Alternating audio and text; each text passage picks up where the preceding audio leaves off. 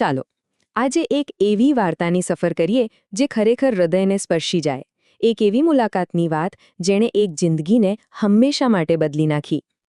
કલ્પના કરો, મોડી રાત છે, માર્ક્સ એક ઉબેર ડ્રાઈવર પોતાની ગાડી ચલાવી રહ્યો છે અને ત્યારે જ એક વૃદ્ધ મુસાફર એક અજીબ વિનંતી સાથે કારમાં બેસે છે. આ શબ્દો એ એક એવી સફરની શરૂઆત હતી જે માર્ક્સ ક્યારે ભૂલી શકવાનો નહોતો. તો આ રહસ્યમય સફર શરૂ થઈ.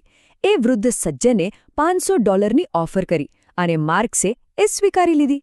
સાચું કહું તો એને કોઈ અંદાજો નહોતો કે આ અસામાન્ય ભાડું એને ક્યાં લઈ જશે, પણ એને એટલી ખબર હતી કે આ કોઈ સામાન્ય રાત નથી. દરેક વળાંક પર જાણે એક નવી વાર્તા છુપાયેલી હતી.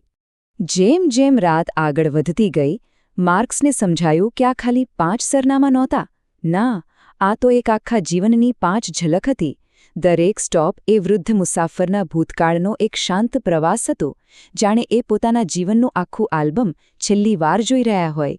એમની આ મોડી રાતની મુસાફરીના 5 પડાવ હતા, જે એમના જીવનના નકશા જેવા હતા. એક ઘર, જ્યાં એમનું હાસ્ય ગુંજતું હતું. એક શાળા, જ્યાં એમણે ભવિષ્ય ઘડ્યું. એક નાનકડું ડાઇનર, જ્યાં પ્રેમ પાંગર્યો. એક સ્મશાન, જ્યાં એમણે વિદાય આપી. અને છેલ્લે એક હોસ્પિટલ, જ્યાં એમની સફર પૂરી થવાની હતી. દરેક જગ્યા એક અમૂલ્ય યાદ. પહેલો સ્ટોપ, એક ઘર. અહીં કોઈ કશું બોલ્યું નહીં, શબ્દોની જરૂર જ નહોતી. એમની આંખોમાં જે આંસુ હતા એ જ બધું કહી રહ્યા હતા. એ ઘર એમના સુખી પરિવારનું જીવતું જાગતું પ્રતીક હતું. બીજો સ્ટોપ હતો એક ખાલી શાળાનું મેદાન, અને અહીં એ વૃદ્ધ સજ્જને પોતાના જીવનના સૌથી મોટા કામ વિશે વાત કરી. એ ખાલી હિંચકાઓ તરફ જોઈને એમણે પોતાના જીવનનો હેતુ યાદ કર્યો, જે એમણે હજારો વિદ્યાર્થીઓના ભવિષ્યને આકાર આપ્યો હતો. એમનો ત્રીજો સ્ટોપ એક ડાઇનર હતું, જૂનું પણ યાદોથી ભરેલું. અને એક વર્ષ એમના માટે ખાસ હતું, 1967. આ એ જ જગ્યા હતી જ્યાં એ સાલની એક સાંજે તેઓ પહેલીવાર એમની પત્નીને મળ્યા હતા. બસ એ એક ક્ષણે એમનું આખું જીવન બદલી નાખ્યું. આ સફરનો સૌથી ગંભીર પડાવ હતો સ્મશાન. અહીં એમણે 52 વર્ષની એમની જીવનસંગીનીને અંતિમ વિદાય આપી હતી. એમનું મૌન અને લાલ આંખો એમના ઊંડા દુઃખની કહાણી કહી રહી હતી. સ્મશાનની એ શાંતિ પછી તેઓ એમના છેલ્લા મુકામ તરફ આગળ વધ્યા. આ એ જગ્યા હતી જ્યાં આખી રાતનું રહસ્ય ખુલવાનું હતું. આ સફરનું સાચું કારણ શું હતું એ હવે સ્પષ્ટ થવાનું હતું. અને ત્યારે એ રહસ્ય ખુલ્યું. એ વૃદ્ધ સજ્જન, જેમનું નામ હતું મિસ્ટર પીટરસન, એમણે કહ્યું કે તેઓ હોસ્પિટલમાં દાખલ થવા જઈ રહ્યા હતા, કેન્સરના છેલ્લા સ્ટેજમાં. આ એમની છેલ્લી સફર હતી, પોતાના જ જીવનને છેલ્લી વાર જોવાની. જ્યારે માર્ક્સે પૈસા લેવાની ના પાડી, ત્યારે મિસ્ટર પીટર્સને આગ્રહ કર્યો. એમણે કહ્યું કે આ પૈસા રાઇડના નથી, પણ એ શાંતિના છે, જે માર્ક્સે એમને આપી હતી. એક એવી શાંતિ જે ખરેખર અમૂલ્ય હતી. હોસ્પિટલમાં એકલા જતા પહેલા આ મિસ્ટર પીટરસનના છેલ્લા શબ્દો હતા, અને આ શબ્દો માર્ક્સના હૃદયમાં કાયમ માટે કોતરાઈ ગયા.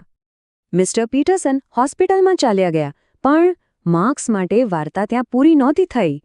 એ રાત એના મનમાંથી જતી જ નહોતી.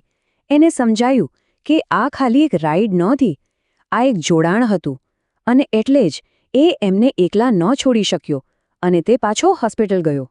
અને પછી જે થયું એ અદ્ભુત હતું. માર્ક્સનું પાછા ફરવાનું એ નાનું પગલું એક ગાઢ મિત્રતામાં ફેરવાઈ ગયું. આવનારા 2 અઠવાડિયા સુધી એ દરરોજ મિસ્ટર પીટરસનને મળવા જતો. એ હવે ખાલી ડ્રાઈવર નહોતો, એ એક મિત્ર હતો, એક સાથી હતો, જેણે એમના અંતિમ દિવસોને શાંતિ અને સંગાથથી ભરી દીધા.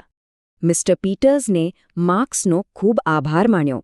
એમણે કહ્યું કે એક અજાણી વ્યક્તિ એમના છેલ્લા દિવસોમાં એમનું કુટુંબ બની ગઈ હતી, અને એ એમના માટે એક મોટી ભેટ હતી. અને આમ વાર્તા એના અંત તરફ આગળ વધી રહી હતી, પણ એક અંતિમ બોધપાઠ પાછળ છોડી રહી હતી.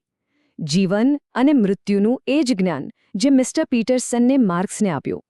મિસ્ટર પીટરસનનું મૃત્યુ એકદમ શાંતિપૂર્ણ અને ગૌરવપૂર્ણ હતું, અને સૌથી મહત્વની વાત, માર્ક્સને કારણે તેઓ એકલા નહોતા. એમના જીવનના અંતે કોઈક એમનો હાથ પકડીને એમની સાથે બેઠું હતું. આ આ મિસ્ટર પીટરસનના છેલ્લા શબ્દો હતા. માનવતા અને દયા માટેની એક ઊંડી વિનંતી, એક એવો બોધપાઠ જે એમણે પોતાની જિંદગીની અંતિમ ક્ષણોમાં આપ્યો.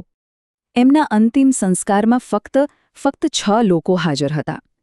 81 વર્ષના જીવન પછી. આ આંકડો એ એકલતાને બતાવે છે, જે ઘણીવાર લાંબા જીવનના અંતમાં આવી જાય છે.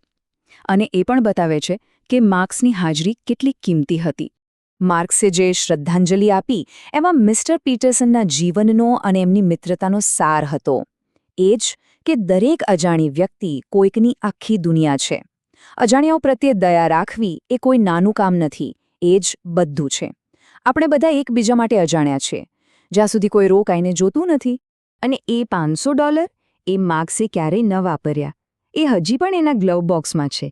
પૈસા તરીકે નહીં, પણ એ રાત્રે શીખેલા પાઠના પ્રતીક તરીકે, એક સતત યાદગીરી. આ એ સવાલો છે જે હવે માર્ક્સના જીવનને માર્ગદર્શન આપે છે.